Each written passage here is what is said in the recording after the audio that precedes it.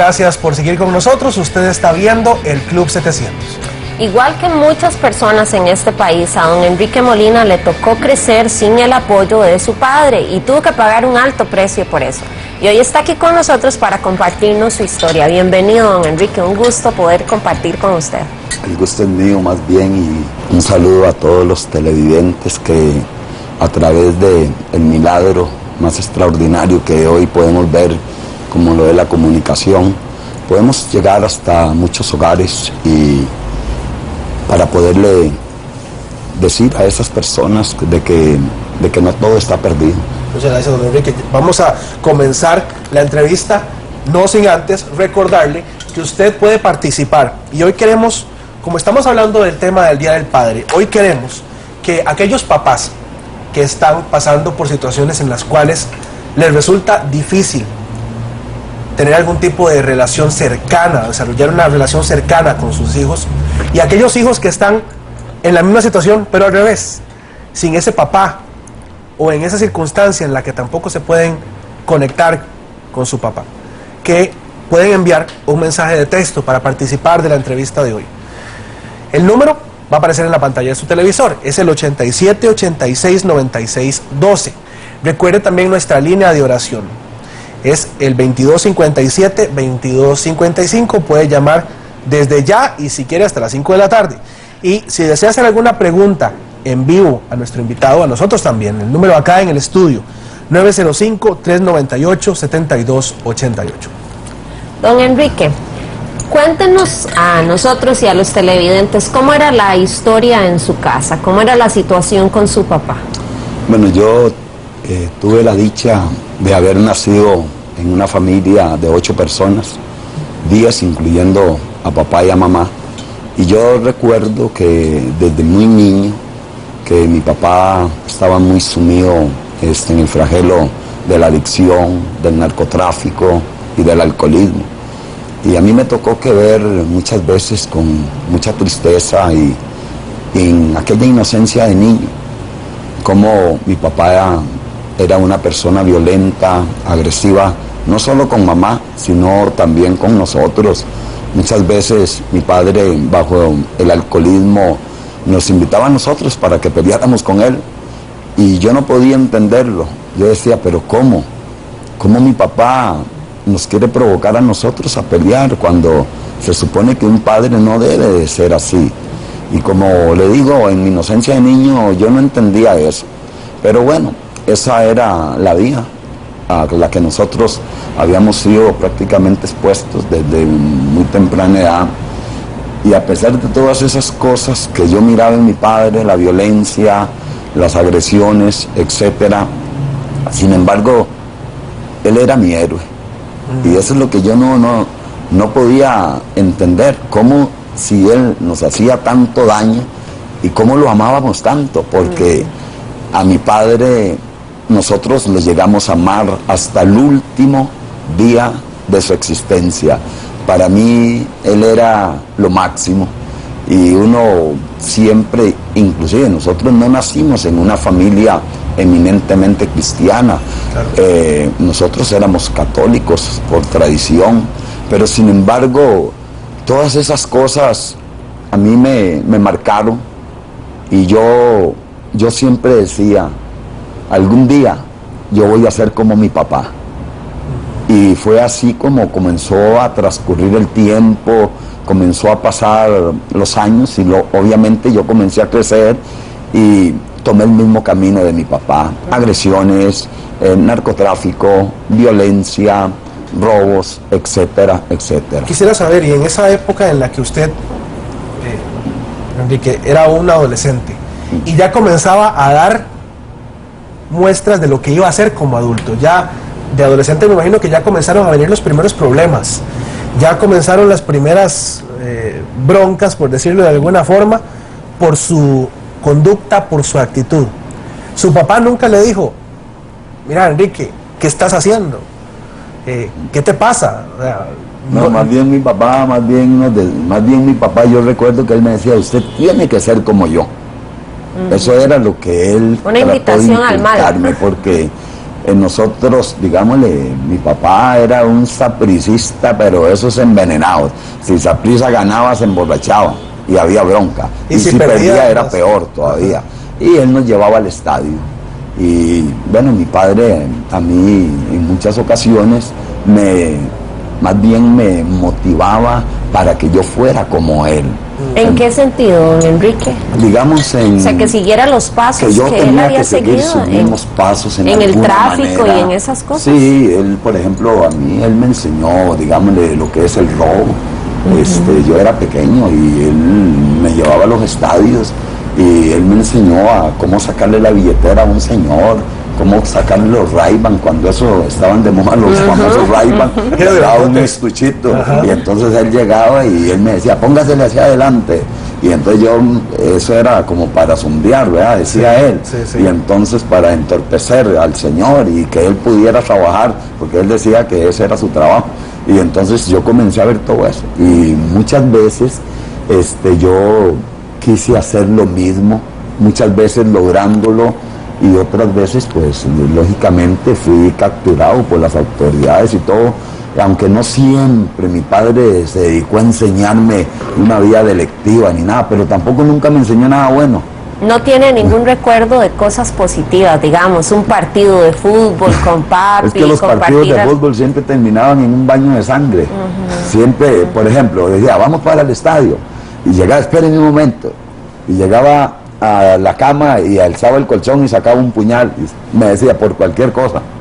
Iba preparado. Eso me recuerda precisamente un pasaje de la Biblia que habla de que educa al niño en su camino y no se apartará de él aún siendo viejo. Evidentemente lo que nosotros sembramos, eso cosechamos.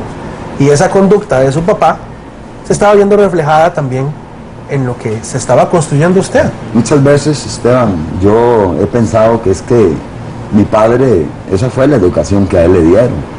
Yo me imagino que los padres de mi padre posiblemente fueron iguales, y mi padre, pues él toda su vida prácticamente la dedicó a la delincuencia, al vandelismo, al narcotráfico, a los robos, al alcoholismo. Eso era habitual en la familia. Entonces, pero aún así, yo siendo niño, yo pensaba de que eso no podía ser así, pero esa era la realidad en la que yo estaba viviendo. Y más adelante, cuando ya vinieron los encarcelamientos prolongados, y yo miraba de que eso no estaba bien. Cuénteme un poquito de eso, don Enrique. Obviamente, a pesar de que usted de niño se cuestionaba aquella conducta, ¿cuál fue el resultado final de todo este aprendizaje y toda esta enseñanza que su papá le transmitía hacia la delincuencia, hacia los pasos que él seguía? ¿Qué pasó con su vida? Cuando yo tenía más o menos unos 11 años, por ahí, yo fui a un reformatorio juvenil y yo comencé a ver la realidad de lo que en realidad era la vida, y yo decía, no, pero es que esto no puede ser para mí.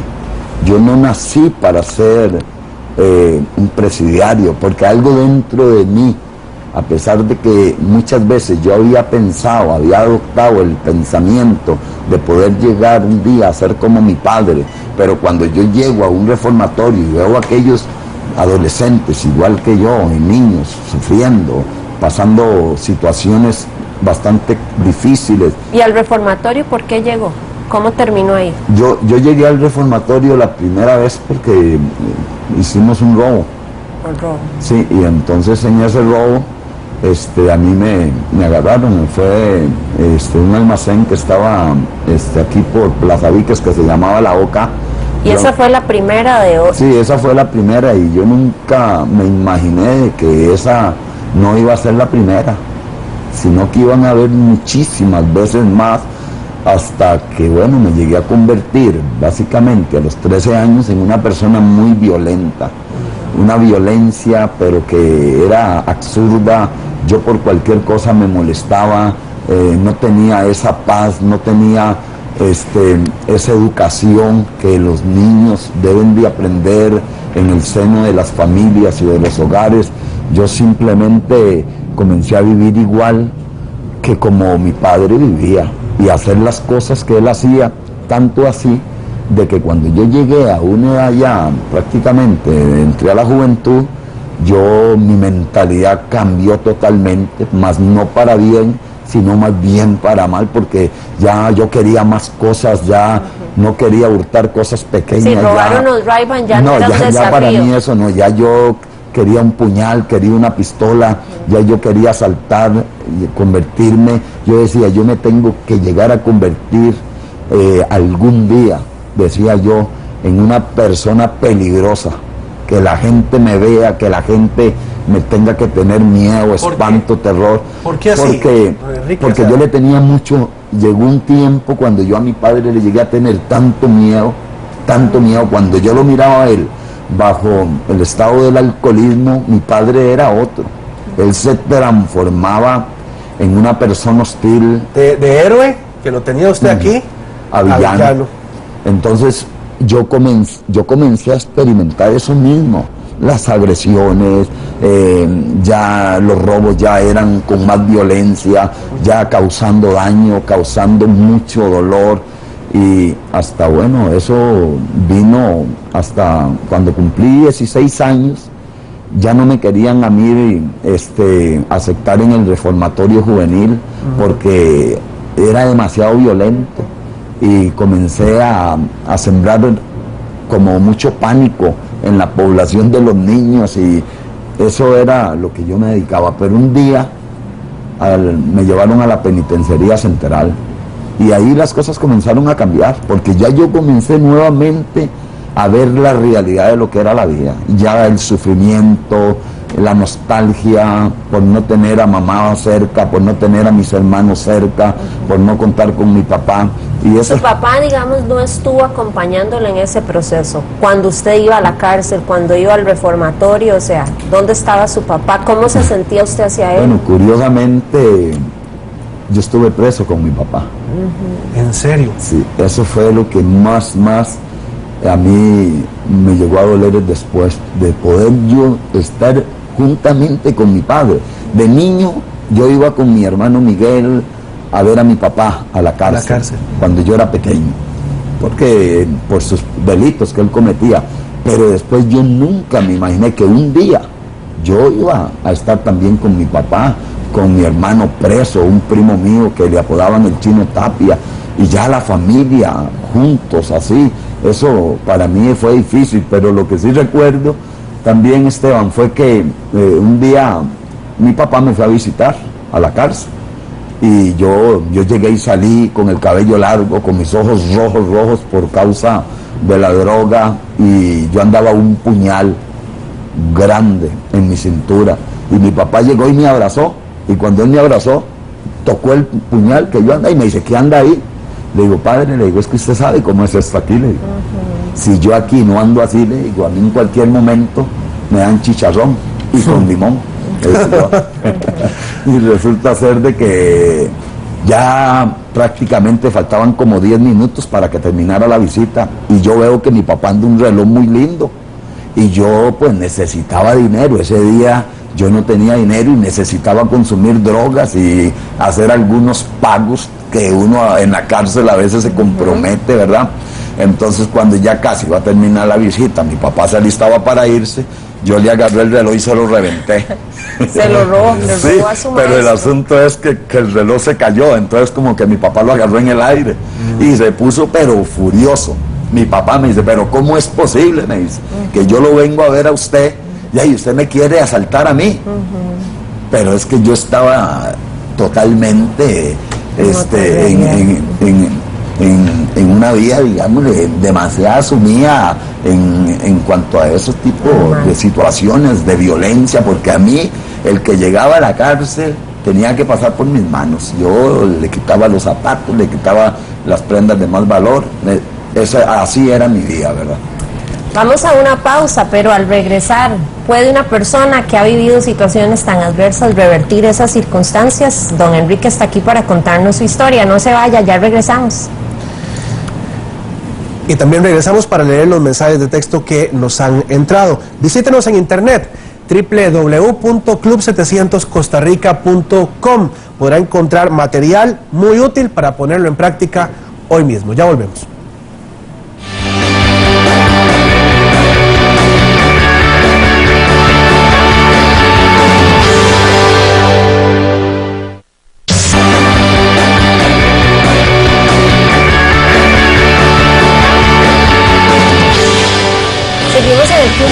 Enrique, gracias por acompañarnos. Hoy nos acompaña don Enrique Molina, un hombre que se convirtió en su juventud en un verdadero dolor de cabeza para su familia y para la policía también, y hoy está aquí para contarnos cómo logró revertir esa historia. Le recordamos nuestros números de teléfono, que por cierto ya han entrado mensajes de texto. Si usted tiene alguna consulta que desea hacer, puede enviar el mensaje de texto, al 87 86 96 12. Está en la pantalla de su televisor.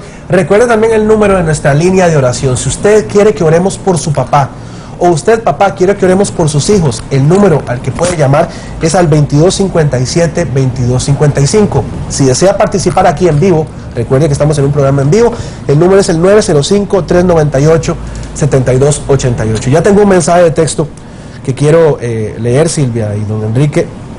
Es un papá que dice: por favor ayúdenme con mi hijo, no voy a decir el nombre, es víctima de la marihuana. ¿Cómo me pueden ayudar a rescatarlo si él no quiere cambiar? No quiere aceptar que tiene un problema. Usted que también consumió y que conoce esta situación tan de primera mano, Enrique. Yo quisiera decirle a este señor, la única forma que yo he conocido y que me he dado cuenta que sí funciona, es lo que dijo el Maestro Divino. Él dijo: y conoceréis la verdad, y la verdad os hará libres. Yo también estuve así, sumido en ese flagelo, y tuve muchas personas que se preocuparon por mí, psicólogos, consejeros, etcétera, pero solo Jesús. En el caso mío, podrán haber otros medios, no los descarto, pero Jesús dijo: yo soy el camino, yo soy la verdad y yo soy la vida.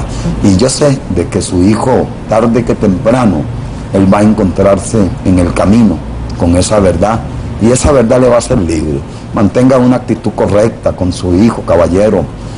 Normalmente los padres lo que hacen es que los comienzan a maltratar, los comienzan a regañar, y yo conozco muchos muchachos que hasta los han botado de sus casas, y eso es como poderlos a ellos encaminar ya más por un camino más libre hacia la adicción. Ahora es la marihuana, Esteban. Tírese a la calle. Ahora es la marihuana, y mañana ya la marihuana va a llegar el momento que ya la marihuana ya no le va a provocar ningún efecto. Entonces viene la piedra, vienen otro tipo de adicciones, pero también una de las cosas más lindas que los padres pueden hacer, y todos aquellos padres que hoy están en sintonía y madres, no pierdan la esperanza. Si hay algo extraordinario que Dios ha puesto en el corazón de nosotros los mortales, es la esperanza de que su hijo va a poder levantarse y va a poder ser una persona de bien. Pero una de las cosas más grandes que Dios nos da es el poder del amor.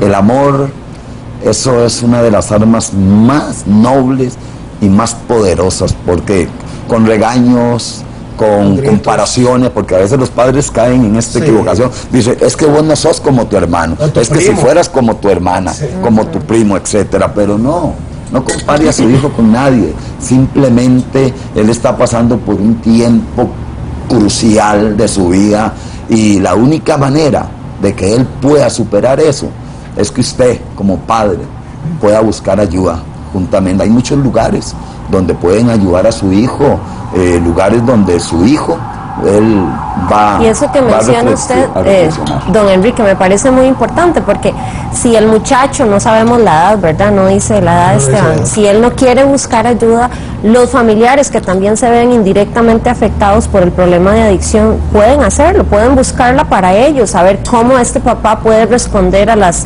demandas que ese muchacho le plantea y qué técnicas puede utilizar exactamente para responder. Tenemos un mensaje. Es para usted, dice: saludo a mi amigo Enrique Molina, te felicito por ser hoy un ejemplo de un verdadero cambio. Dagoberto, dice. Bueno, este es uno de mis mejores amigos.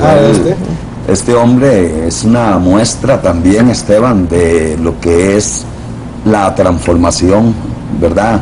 Él era integrante de un grupo que en aquel entonces era uno de los mejores grupos, estuvo sumido también en muchos flagelos, ¿verdad? Y hoy es un pastor exitoso allá en San Ramón, donde estuve con él el día lunes, estuvimos con Dago, y un saludo, Dago, para usted y para el centro de adoración donde usted pastorea. Y muchas gracias, Daguito, por podernos comunicar ahora a través de este medio de televisión. Que Dios te bendiga mucho.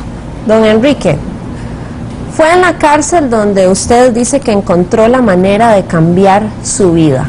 ¿Cómo en un lugar tan oscuro, tan doloroso, tan difícil, usted pudo encontrar el inicio del cambio? ¿Qué fue lo que pasó?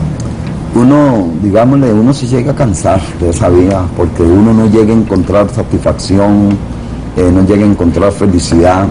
Y yo estaba en la isla de San Lucas, conocida anteriormente como la isla de los hombres solos, y de verdad que ahí, Esteban, uno se sentía solo. Yo a veces pensaba que era muy valiente, pero yo le voy a confesar, Esteban, y a todos los televidentes, yo muchas veces lloré.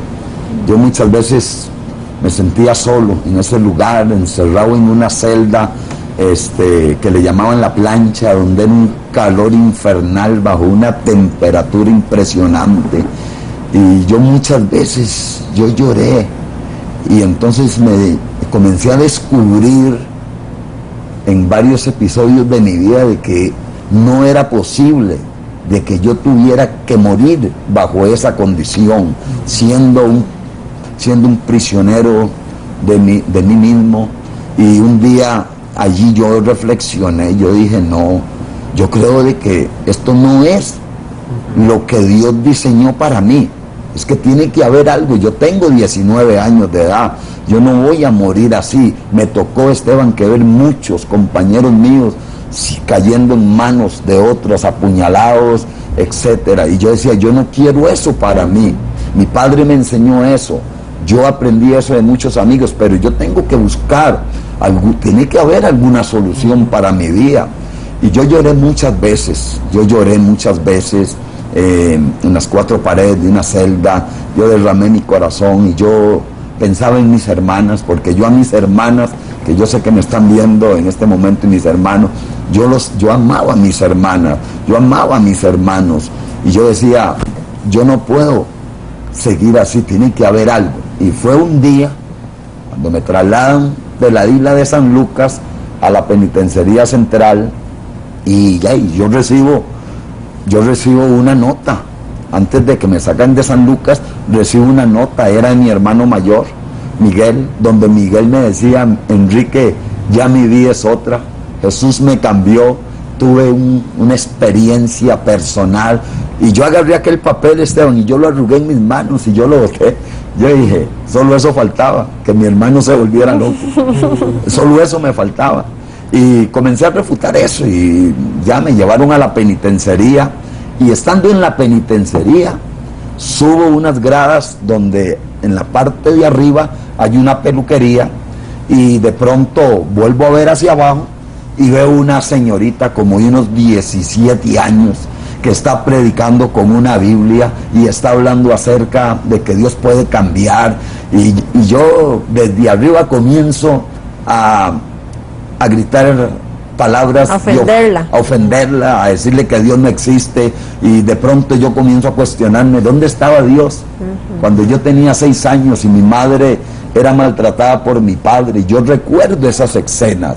¿Dónde estaba Dios cuando mi madre tenía que ir a los mercados a vender para poder llevarnos de comer, porque mi padre no aparecía?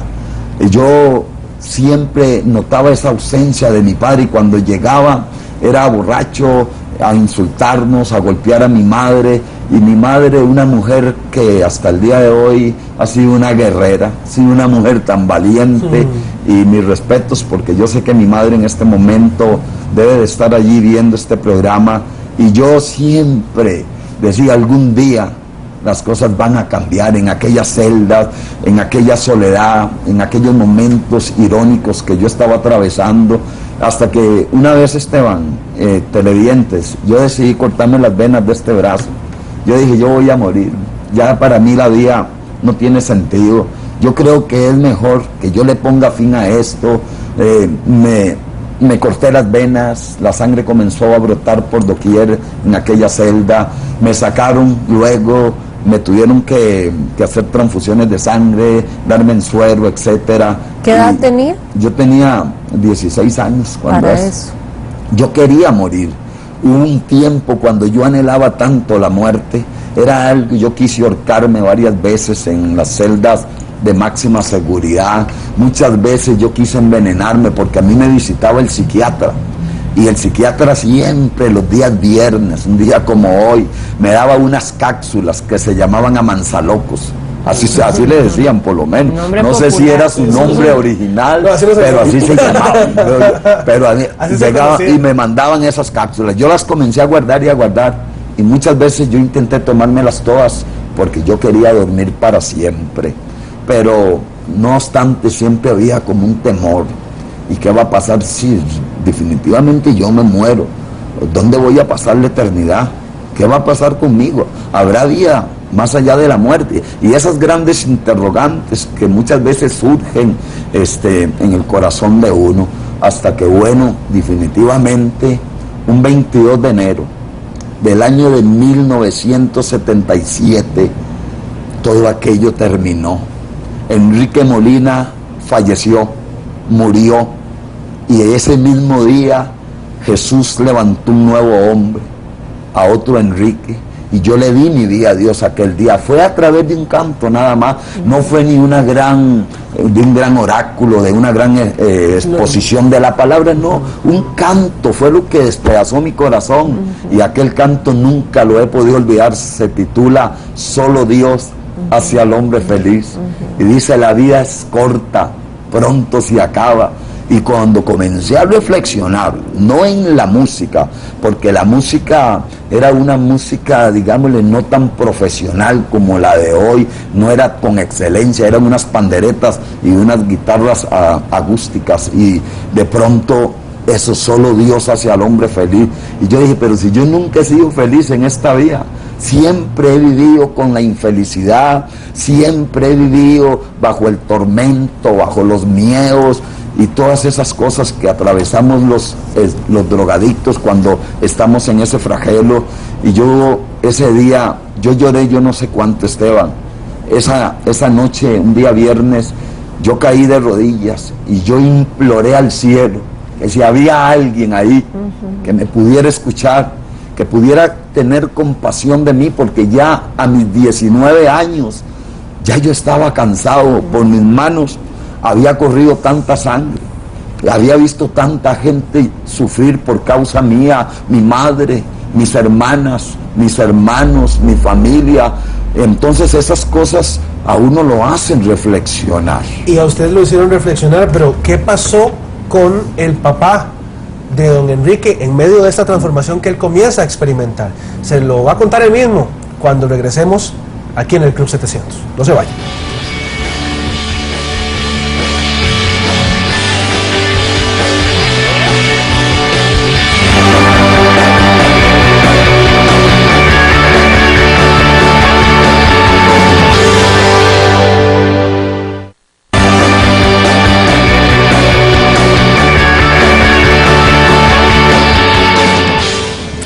Gracias por seguir con nosotros. Estamos con don Enrique Molina, un hombre que tocó fondo en su vida con tan solo 19 años, deseando morirse, y queremos que nos responda a la pregunta: ¿qué pasó con su papá? ¿Cómo marcó su vida y cuál fue el desenlace de esta historia? Pero antes tenemos una llamada en espera, me informan. Aló, buenos días. Buenos días. ¿Cómo está usted, señor? Bien, gracias a Dios. Me alegro mucho. Adelante. Yo conozco a Enrique de los años del reformatorio, fui amigo de él. No digo quién soy, pero él ha orado hasta por mí. Se nota mucho su cambio totalmente. Quería preguntarle por su madre y por Miguel, qué pasó con ellos. Muchas gracias. Muchísimas gracias, señor. Dios lo bendiga. Ha sido pues una bendición poderle escuchar esas palabras tan lindas que no cabe duda que a uno lo motivan para que uno pueda seguir adelante. Bueno, mi padre, él falleció ya hace algunos años, pero lo más lindo, Esteban, de lo de mi padre fue que mi padre al final, 8 meses antes de que mi padre falleciera y él partió a la presencia del Señor, tuve la dicha de convertirme en el pastor de mi padre, de tenerlo que pastorear a mi padre, y muchas cosas. Mi padre que no me pudo dar cuando yo fui un niño, cuando fui un joven, adolescente, etcétera. Mi padre en 8 meses me lo dio, porque cada vez que mi padre llegaba a la iglesia y me tocaba que irlo a dejar a la casa, siempre me daba un beso en la frente y me decía: hijo, estoy muy orgulloso de usted. Quizás nunca me dio cosas materiales, tal vez nunca me dio amor, tal vez nunca me dio un buen ejemplo, pero los últimos 8 meses de mi padre bastaron para que yo pudiera tener un gran concepto, como cuando niño, que él era mi héroe. Y mi padre, él marcó mi vida, porque antes de que mi padre partiera a la presencia de Dios, mi hermano Charlie, él estaba en el hospital hasta el último momento de que mi padre falleció, y mi hermano me llamó a eso de las 3:15 de la madrugada, Carlos, y me dice: Enrique, ya papi partió. Pero partió con una paz, Esteban, mi papá. Y yo solo recuerdo que el día antes de que mi padre fuera llamado a la presencia de Dios, mi padre nos reunió a todos, los hermanos y hermanas, y a todos, y haciendo la mano así, poniendo su mano en el corazón, decía: yo a todos mis hijos los llevo en el corazón. Esas fueron las últimas palabras que yo escuché de mi padre, y cuando ya yo me fui, en la ventana él solo me hacía así, me decía adiós y me daba un beso, como diciendo, como despidiéndose de mí. Y yo recuerdo que mi padre también me dijo 2 cosas muy importantes. Me dijo: hijo, estando él en vida, me dijo: yo le voy a pedir 2 favores. Yo quisiera de que usted nunca deje de hacer por nada lo que usted ha estado haciendo, porque usted ha sido una bendición para mi vida. Y esas palabras me marcaron de una manera tan profunda. Y me dice: y el día cuando ya yo no esté, yo quiero que usted predique en mi funeral. Y no es fácil el poder. ¿Cómo se perdona, don Enrique? ¿Cómo se perdona a un papá que causó tanto daño en su momento? Es que el amor de Dios es tan inconmensurablemente grande que cuando uno viene a Jesús, uno olvida todo, porque el perdonar es olvidar. Y yo a mi padre, mis respetos allá en el cielo donde él está, para mi padre, porque a pesar de todo, nosotros todos, mis hermanos, lo amamos de todo corazón, lo perdonamos. Y bueno, hoy nada más nos queda el recuerdo. Y antes de terminar, porque yo sé que los minutos están prácticamente ya terminando, yo quiero decirles a todos aquellos hijos y aquellas hijas de que estamos a unas horas de que en esta nación pueda darse una gran celebración como la es el Día del Padre. Amen a sus padres como ellos son, no los juzguen, no los critiquen, porque algún día usted se va a convertir en padre también, y usted va a entender lo que es el ser padre.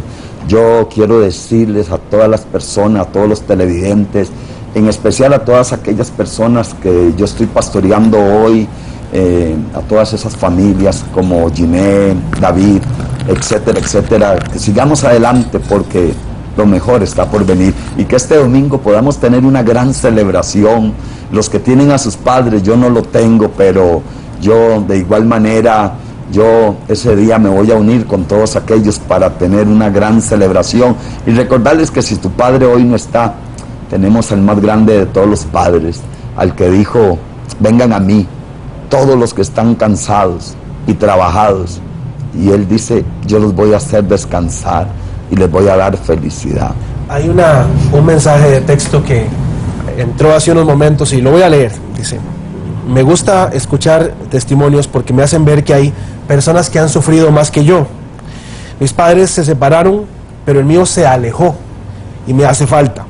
A pesar que mi mamá y él no tienen problemas, le pido oración para que Dios ponga en su corazón el deseo de compartir conmigo. Y ahora pensaba en esta frase que le dijo el papá de don Enrique a él cuando ya tal vez en su lecho de muerte tuvo la oportunidad de decirle: hijo, lo que usted está haciendo, sígalo haciendo. Y es que todos necesitamos que nuestro papá nos dé ese lugar. Es como decirle: usted puede hacer las cosas bien, usted tiene lo que se necesita para ser un hombre. Hay un libro que dice que todos los hombres necesitamos tener una lucha que pelear, una doncella que rescatar y un castillo que conquistar. Y eso en la vida no se alcanza, y cuesta más aún, si uno no tiene esa figura, esa fuerza que le da un padre que le diga a uno, mirándolo a los ojos, usted puede, usted tiene todo lo que se necesita para ser un hombre. Y usted va a llegar muy lejos. Ese reconocimiento es el poder que tenemos como papás. Usted que me está escuchando, papá, ese poder que usted tiene de hacer de su hijo una persona maravillosa. Es el poder que usted puede comenzar a utilizar hoy mismo en la vida de su hijo, impactar la vida de su hijo. Es como una plantita a la que usted riega todos los días, a la que usted se preocupa porque esté bien. No tiene la menor idea de lo que puede hacer usted, papá, por la vida de su hijo. Comience a utilizar ese poder hoy mismo. Se ha preguntado alguna vez, pero es que no hay un manual de cómo ser papá. Pero la palabra de Dios enseña muchísimo de ese rol de Dios como padre. Siempre nos han educado sobre la parábola del hijo pródigo y la importancia de volver a Dios. Pero se ha preguntado alguna vez por qué este muchacho regresó al lado de su papá, porque vio que lo iba a perdonar, porque vio que no lo iba a rechazar, porque su papá tenía suficiente amor hacia él como para recibirlo y no echarlo de su presencia. Y hoy, usted que me observa, tal vez usted no tuvo el padre que usted siente que debió haber tenido. Tal vez usted, igual que yo, extrañó muchísimas veces a ese papá ahí a la par suya, para ayudarlo a crecer, para darle un consejo en el momento en que usted más lo necesitaba. El Señor dice, yo te recogeré, aunque tu padre y tu madre te abandonen, yo nunca te abandonaré.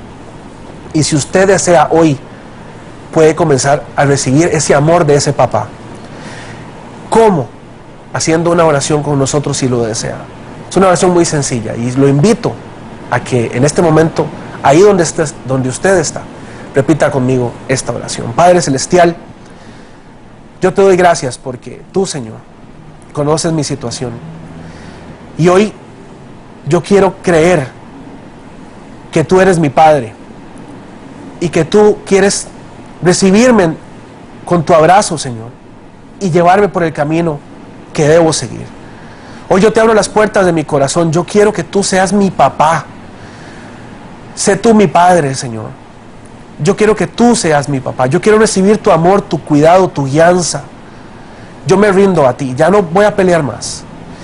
Y yo voy a perdonar a mi papá de todo corazón si no estuvo conmigo. Lo voy a perdonar de todo corazón y lo bendigo esté donde esté. Bendice su vida y toca su vida. Pero a partir de hoy yo quiero que tú seas mi papá. Y te doy gracias porque has escuchado esta oración. Y quiero orar por aquellos padres que están también orando en esta hora. Por ustedes, Señor, estos papás que están tratando de acercarse a sus hijos. Dale sabiduría, Señor. Muéstrales cómo acercarse a ellos, cómo ayudarlos, cómo tenderles una mano, cómo conversar con ellos, cómo demostrarles todo lo que los aman, Señor. Ayúdala, Señor. Y por estos padres que nos han enviado mensajes de texto y que han llamado, los bendecimos a ellos, a sus hijos, Señor. Te pedimos que hagas una obra maravillosa en sus vidas. En el nombre de Jesús, amén y amén. Si usted ha hecho esta oración con nosotros, le invitamos a que tome el teléfono y nos pegue una llamadita. Queremos conocerle a usted y su historia, 2257-2255. Y no nos vamos sin antes desear un feliz Día del Padre a vos, Esteban. Muchas gracias. Que lo pases súper bien con tus dos chiquitillos y a don Enrique también y a todos los papás que nos ven a la distancia. Un abrazo y feliz día. Hasta pronto. Muchísimas gracias. Nos vemos de hoy en 8 aquí en Extra TV 42, el canal del juego. Muchísimas gracias, don Enrique, por haber estado con nosotros. Hasta pronto.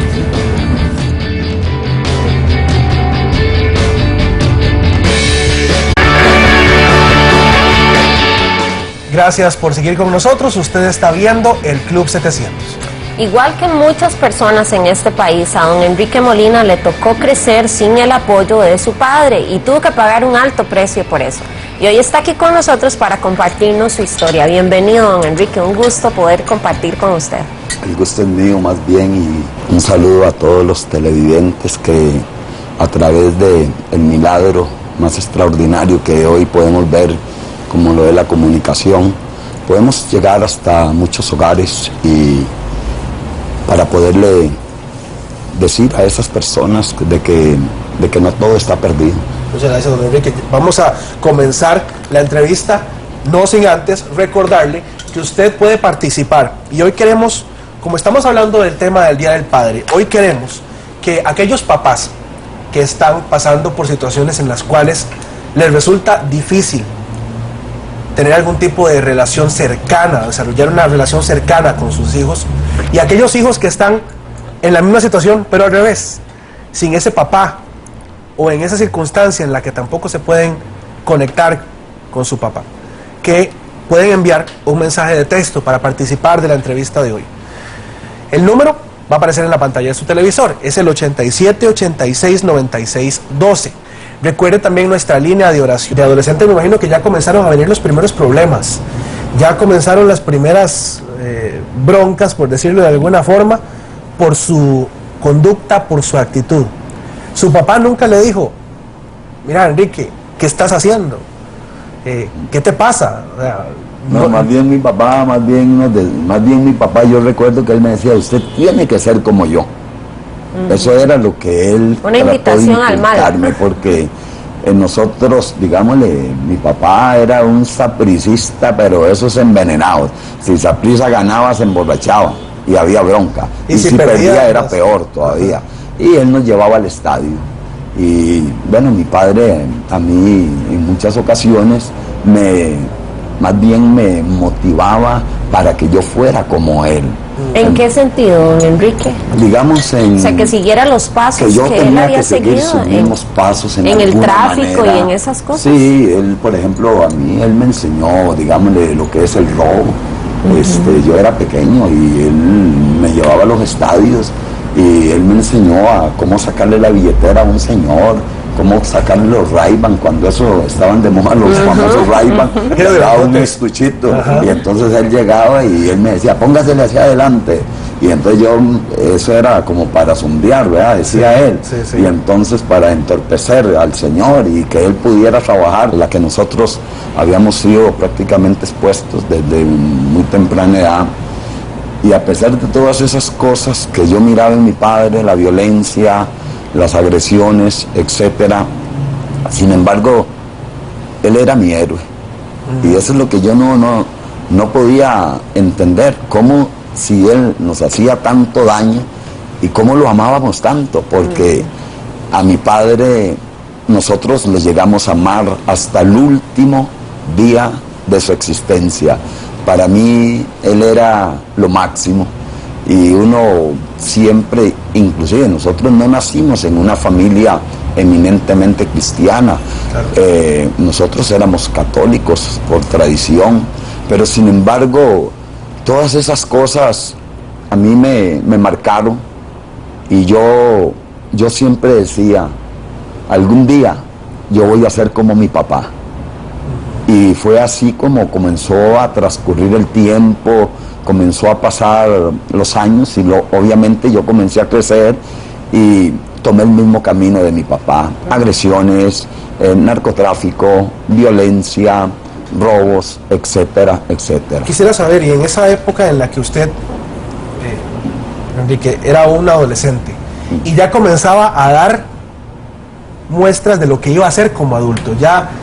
Porque él decía que ese era su trabajo, y entonces yo comencé a ver todo eso, y muchas veces yo quise hacer lo mismo, muchas veces lográndolo, y otras veces pues lógicamente fui capturado por las autoridades y todo, aunque no siempre mi padre se dedicó a enseñarme una vida delictiva ni nada, pero tampoco nunca me enseñó nada bueno. No tiene ningún recuerdo de cosas positivas, digamos, un partido de fútbol con papi. Es que los partidos de fútbol siempre terminaban en un baño de sangre. Siempre, por ejemplo, decía: vamos para el estadio. Y llegaba: esperen un momento. Y llegaba a la cama y alzaba el colchón y sacaba un puñal. Y me decía: por cualquier cosa. Iba preparado. Eso me recuerda precisamente un pasaje de la Biblia que habla de que educa al niño en su camino y no se apartará de él aún siendo viejo. Evidentemente lo que nosotros sembramos, eso cosechamos, y esa conducta de su papá se estaba viendo reflejada también en lo que se estaba construyendo usted. Muchas veces, Esteban, yo he pensado que es que mi padre, esa fue la educación que a él le dieron. Yo me imagino que los padres de mi padre posiblemente fueron iguales, y mi padre, pues él toda su vida prácticamente la dedicó a la delincuencia, al vandelismo, al narcotráfico, a los robos, al alcoholismo. Eso es el 2257-2255, puede llamar desde ya y si quiere hasta las 5 de la tarde. Y si desea hacer alguna pregunta en vivo a nuestro invitado, a nosotros también, el número acá en el estudio, 905-398-7288. Don Enrique, cuéntenos a nosotros y a los televidentes cómo era la historia en su casa, cómo era la situación con su papá. Bueno, yo tuve la dicha de haber nacido en una familia de 8 personas, 10 incluyendo a papá y a mamá. Y yo recuerdo que desde muy niño, que mi papá estaba muy sumido en el flagelo de la adicción, del narcotráfico y del alcoholismo. Y a mí me tocó que ver muchas veces con mucha tristeza y en aquella inocencia de niño, cómo mi papá era una persona violenta, agresiva, no solo con mamá, sino también con nosotros. Muchas veces mi padre, bajo el alcoholismo, nos invitaba a nosotros para que peleáramos con él, y yo no podía entenderlo. Yo decía, pero ¿cómo?